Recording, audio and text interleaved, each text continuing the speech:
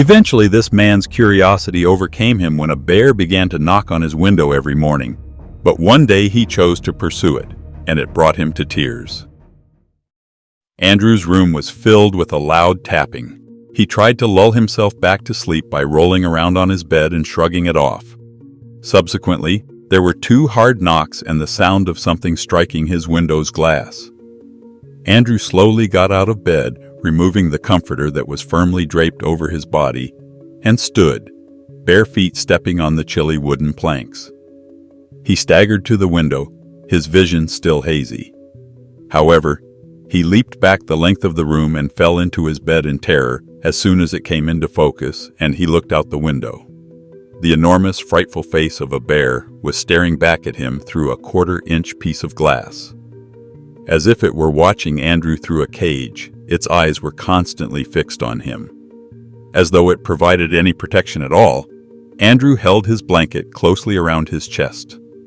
A few seconds later, the bear groaned, cocked its head to one side, and with drowsy velocity, slid out of sight. The bear was swinging its body forward in a leisurely saunter, and Andrew hurried from his bedroom to his kitchen window to see if he could get another look. It must have been around 9 feet from the ground when its head reached the top of the glass. After it was out of sight, Andrew heard stirring in the woods, and then there was stillness again. Before he composed himself, he made sure the front and rear doors were secured. He didn't anticipate this event going this way. On paper, everything had sounded wonderful, even Andrew's house-sitting for his aunt. The ideal place for him to work would be a remote home on the outskirts of the forest. However, he quickly came to the realization that it would not be the tranquil haven he had envisioned. Despite its obvious beauty, the home had deteriorated with time. Termites occasionally drove handfuls of shavings out of the wooden beams supporting the ceiling, which were splitting. In addition to the numerous insects Andrew had to contend with every day, years of neglect had resulted in mold growing on many of the surfaces. As a metropolitan writer, he was not accustomed to living in unpleasant surroundings. In his nature, he was apprehensive and easily alarmed. Andrew made the decision to leave when a bear showed up at the window. He wanted to protest to his aunt over the phone and ask why she hadn't told him about this earlier. However, he was aware of her good intentions, and she found it to be a kind gesture. There are just 2 weeks left. After taking a deep breath, he began the day by taking care of the numerous tasks that the ancient house required. Andrew made an effort to get the bear sensation out of his head. He wanted to get out of the cottage and go back to the city, but he was stuck since he didn't want to disappoint his aunt. He would be pleased with himself if he could just stay until the conclusion of his visit. However, he had no idea how this encounter would result in an unexpected and transformative time in his life. The next morning, when the bear knocked at the glass once more, he got his first hint. It waited a little while longer this time, first for Andrew to get up, and then by the kitchen window once again. Andrew still didn't get it, but he was a little less afraid to move now. He didn't comprehend that the bear may desire something from him until 3 days had passed. Perhaps it was attempting to communicate with him if it kept doing the same thing every day. He took his aunt's hunting rifle from the mantel above the fireplace for safety. Even though he had never shot a rifle before, he reasoned that he would at least be able to frighten the bear away if the need came. Andrew hoped it was loaded because he had no idea how to open it. For the first time in days, the cold winter air welcomed Andrew as he stepped out the front door, wrapped in a heavy, warm jacket. Another moment of trepidation came as he glanced over the bend and saw the bear entering the trees. Andrew felt confident enough to follow, looking down and holding the rifle tightly. He had had enough of lounging in his comfort zone. It was time to get out and see the world. The bear started to accelerate in front of him. At this point, Andrew was walking quickly, attempting to keep his eyes on the ground as he made his way through the vegetation to see if there was any danger on either side. It was thrilling at the same time that he was feeling more and more out of his element. He was being driven to go farther by the rush of adrenaline that was coursing through him every minute. He was about 50 yards from the building when he looked up.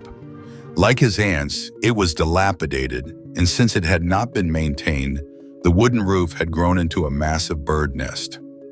Like it had done with Andrew over the past 2 days, the bear was wandering around the cabin's exterior, pounding on windows, peering inside and waiting for a reaction. The fact that nothing appeared might indicate that there was someone inside.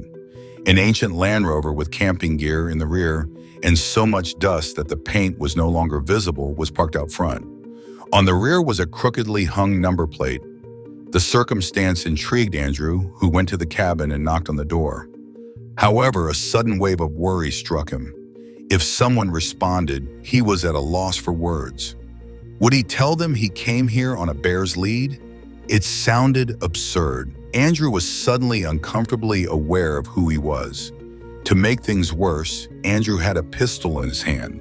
A nice individual knocking on your front door wasn't exactly how you anticipated it to go. Though he wasn't sure how much it would help, he took a step back and tried to look as ordinary as possible. He assumed there must be no one inside after a minute of inactivity and started to return to his own cabin. But as he turned around, he saw that the bear was still rapping on the windows in an attempt to attract someone's attention. The bear had enticed Andrew out of his house by doing just that. Andrew was wondering whether anything was within when a loud noise burst forth. It echoed through the jungle and split through his ears like an explosion.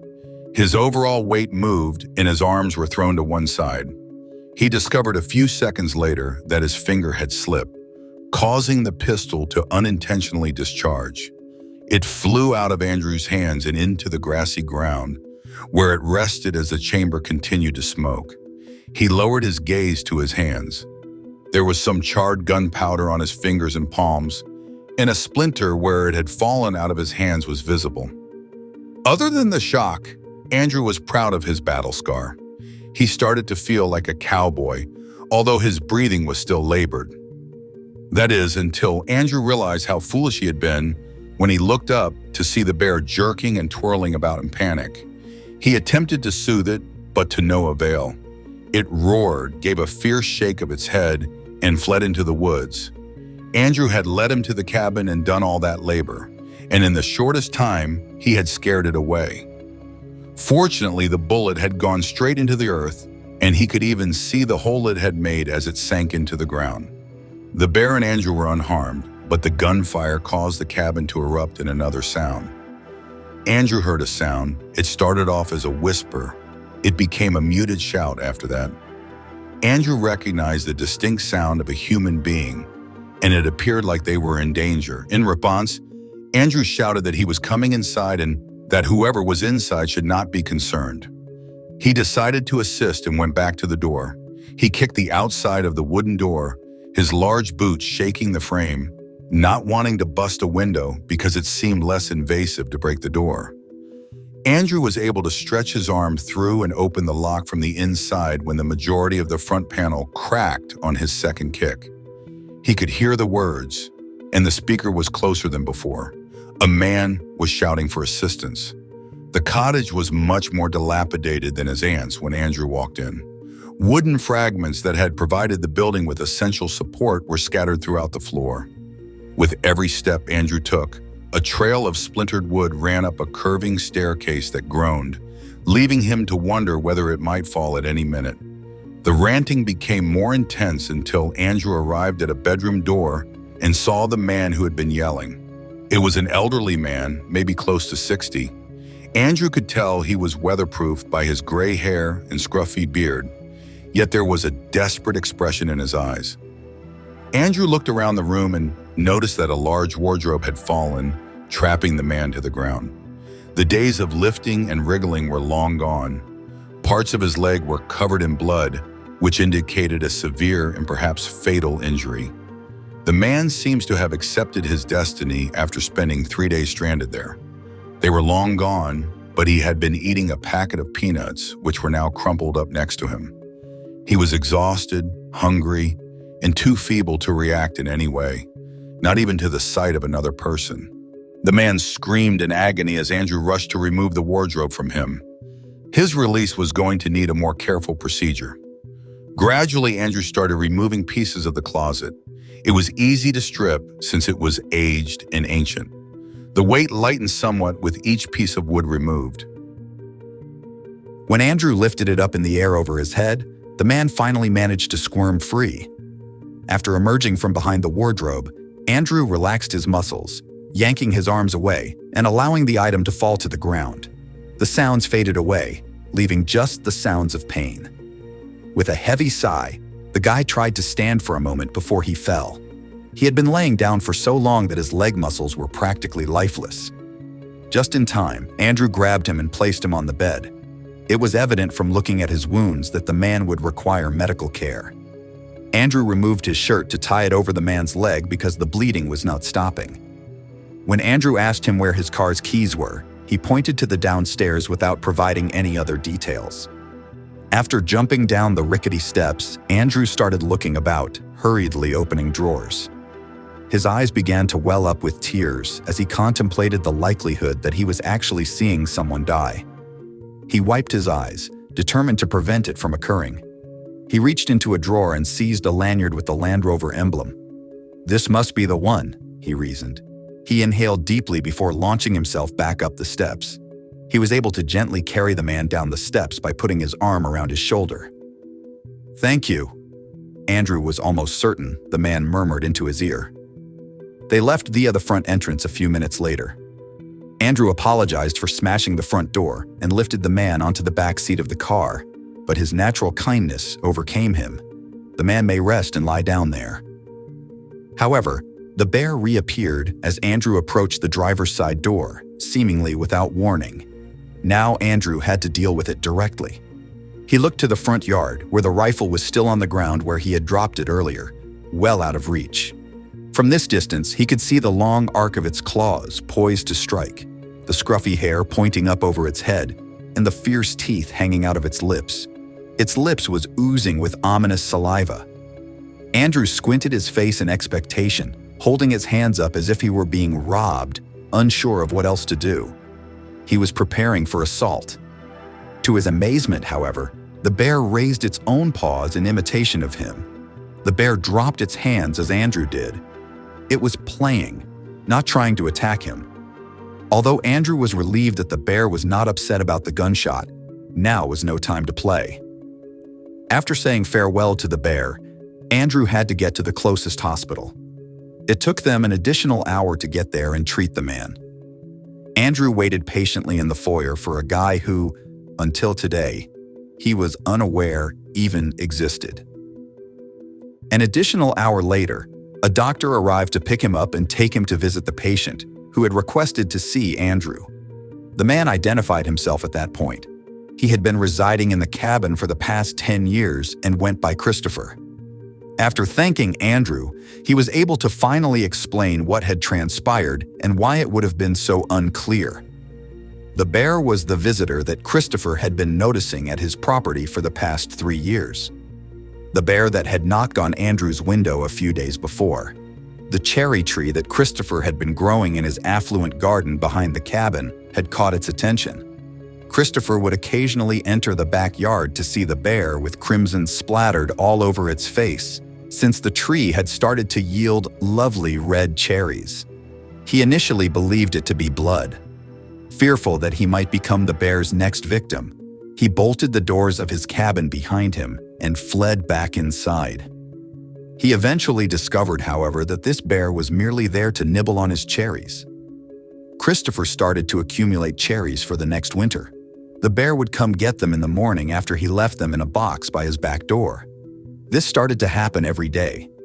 With the bear in the backdrop, Christopher would occasionally be gardening and eat cherries or any other fruit that had been left for him. It was a strange sight to anyone who happened to be passing by, such as hikers. For some reason, the bear felt at ease with Christopher, almost as though he had trained it. The bear picked up the skill of tapping on the window to get attention here.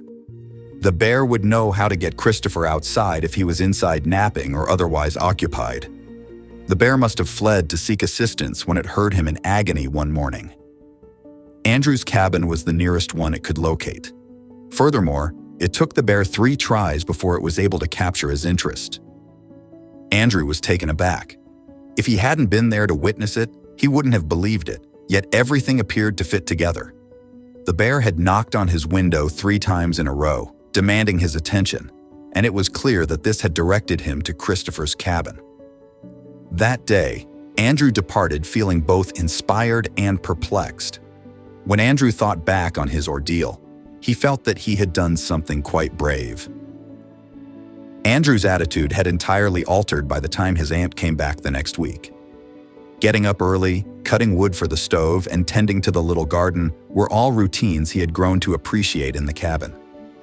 Andrew had already started repairing the inside by combining wood bits he discovered scattered throughout the house. His aunt was delightfully taken aback. She was mistaken in her hunch that Andrew would eventually detest being so alone, but she understood once he told her about the bear. Oddly enough, she didn't appear startled. She really admitted to Andrew that she had been feeding the bear for a few years. The bear had been receiving blueberries from her, and she related a narrative that was quite similar to the old man's. It might not have been a request for assistance that day. It may have simply been hungry. What an amazing tale.